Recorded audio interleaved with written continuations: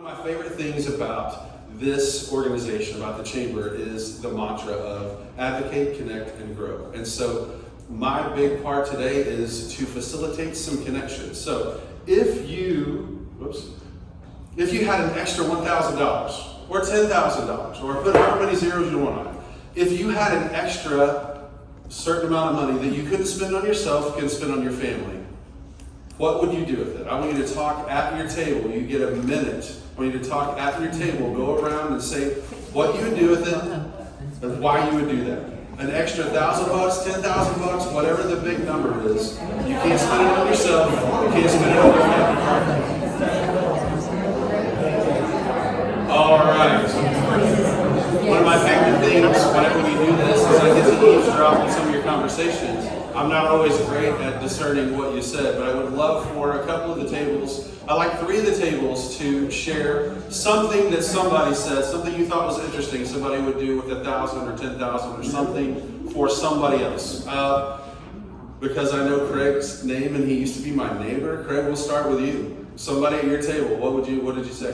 We said just distributed among a lot of the other charitable organizations in our community, like the Beautiful Day, Gabriel's House. Okay, cool. Nicole Pano, how about you guys at your table? What's something that you said? So I literally said the same thing. Yeah. Sorry, that was the second thing you said. Okay, now I'll give you a room full of leaders. I'll give you the option to volunteer what was said at your table. Yes, ma'am. I would give it to Karis. Give it to Karis. Fantastic. Well, so glad you're sitting by Kimberly. Like, that's a perfect setup. Kimberly's like, yeah, that's perfect. Yeah, that's so good. That's so good. That's great. So you guys all have sticky notes. And what I like, you don't all have them at your place, but at every table, there's a little stack of sticky notes. And what I'd like for you to do is I'd like for everybody to get one. And I'm going to ask you, you can write the name of your industry. You don't have to write the name of your business. You can if you want. If you don't have something to write with, Please. you can maybe share. I didn't bring pens for everybody. Sorry, I'll make that note for next time. And here's what I'd like for you to do. For your organization, externally focused, I want you to put a number, rate your industry from 1 to 10, how important is empathy towards the customers, towards outside? How important, rate from 1 to 10, how important is it that you have empathy? And then I want you to write another number, and I want you to write it, now this time I want you to be inwardly focused. Internally, how important is it for you to have empathy in your organization? No, it's not a trick question. On a scale of 1 to 10, how important would you say it is for you to have empathy within your organization?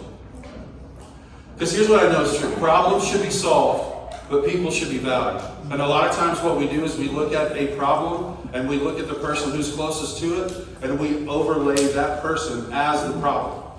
And then instead of dealing with the person, we're treating the problem. We're treating the person as a problem.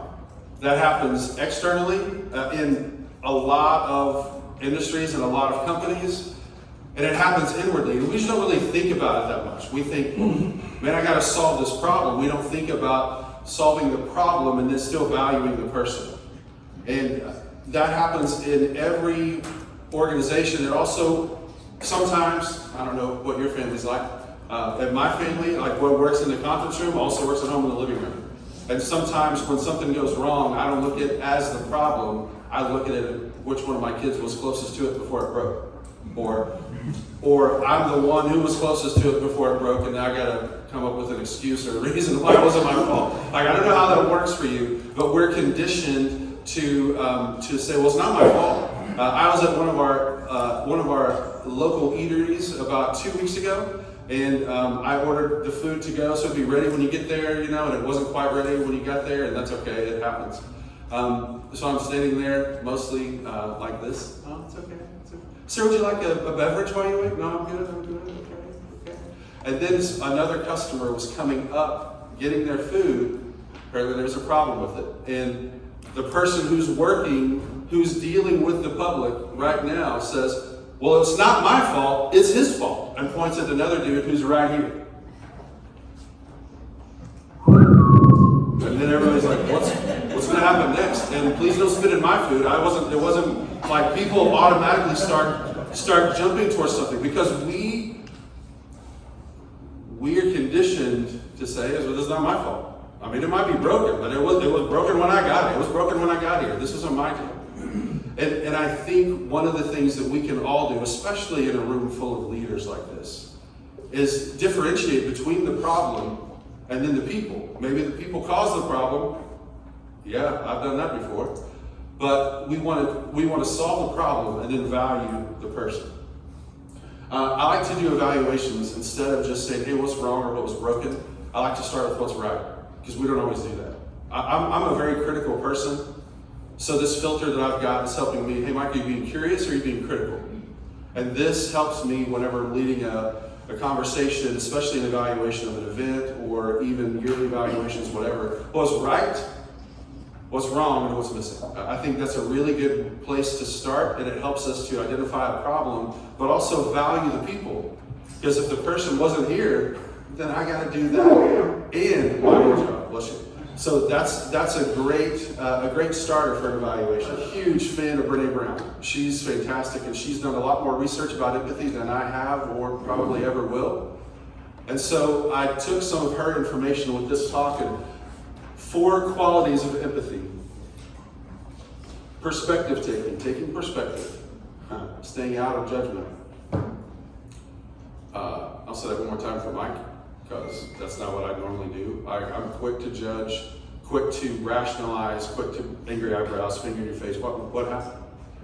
Perspective taking perspective of someone else, staying out of judgment, recognizing emotion in other people. So just listen with your eyes. It's not just what they say, but it's their face when they say it.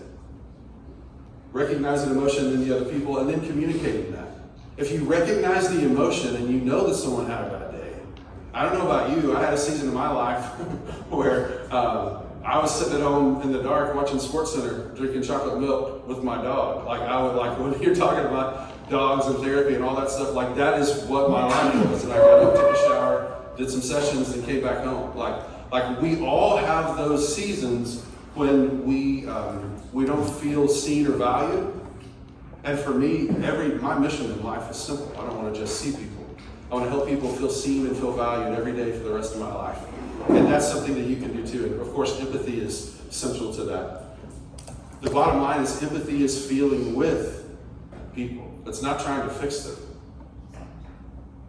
It's not just identifying the problem and saying, let me sit in this with you. You're not broken, not any more broken than the rest of us. Let's just work together. But whenever we can look and see people, both our external customers, but then also the people who are on our team, man, this is a huge thing, a huge opportunity for us to be part of the solution in their life. And the 3 best ways I know of to develop empathy are be quick to listen, be slow to speak, and be slow to get angry. Even if you're at a food place and your food's not ready in time, or even if you're working in a food place and somebody makes a mistake, instead of just blurting out, it wasn't my fault, it was his fault. Or even if you're the person who got pushed under the bus, to not just react. There's a reason it's called a knee-jerk reaction instead of a response, right? So one of the best ways we can do that is we can just keep empathy front of mind, and how can we not try to fix people, but how can we walk with people? Problems should be solved, people should be valued.